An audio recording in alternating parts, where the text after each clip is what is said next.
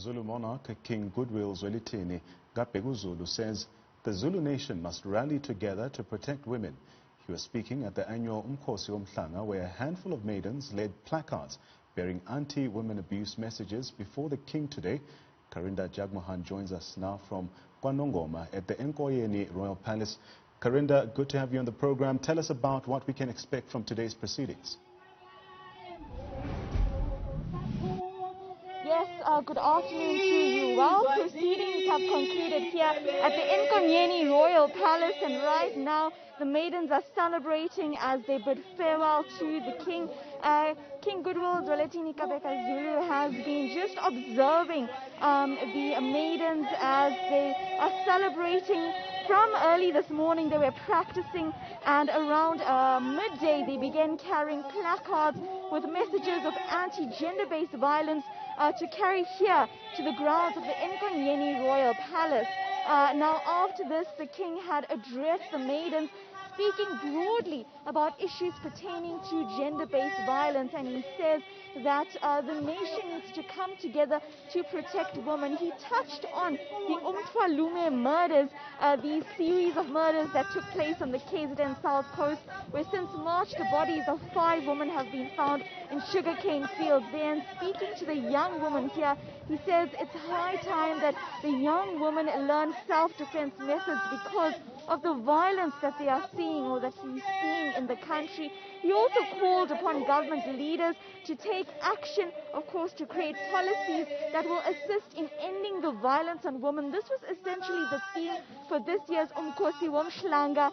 Annually, we see women carry wreaths here to the royal palace, but today the royal family decided to change this tradition in order to essentially use this platform to send a message about what is called the second pandemic, and that is the issue of gender-based violence here. Now, the young women, as you can see behind us, these are 33 maidens who are actually going through the marriage process. Many of them will be married over the course of next year, and so therefore they were chosen to come here and perform their last reed dance. These are 33 maidens who took part in this event. Because of COVID-19 regulations, the guest list has to be limited. So currently the young maidens are celebrating ahead of their send-off. Essentially this marks the closure of today's proceedings, very important proceedings, and we understand that next year to mark the uMkhosi Womhlanga, a raffle has been done to see from which district maidens will be selected to come here and celebrate the reed dance. So proceedings, as you can see behind me, are about to conclude, and of course the maidens will head off to return home after celebrating the 2020 uMkhosi Womhlanga here. So Karinda, you say that there are about 33 maidens who have gathered there. I mean, the event usually sees thousands of maidens gather at eNkonyeni Royal Palace. But just tell us what's different. Are people observing social distancing measures and wearing their masks?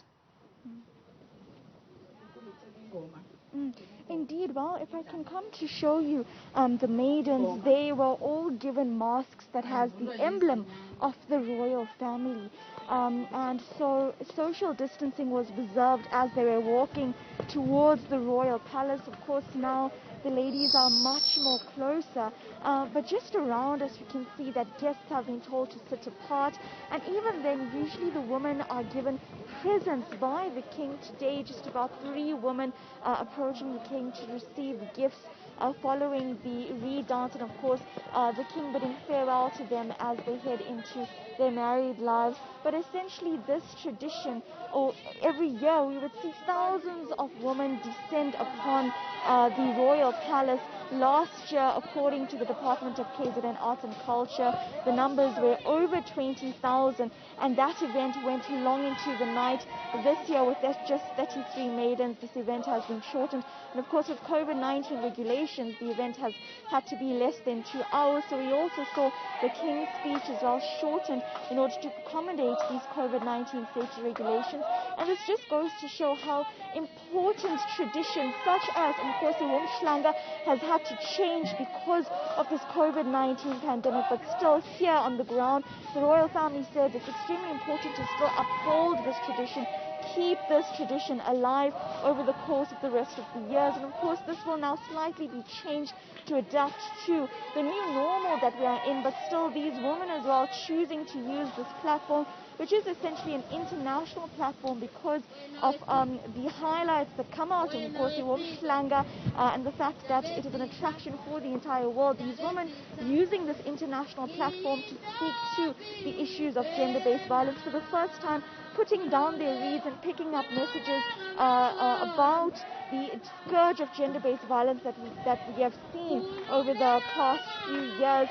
Messages saying that one rape story is one too much.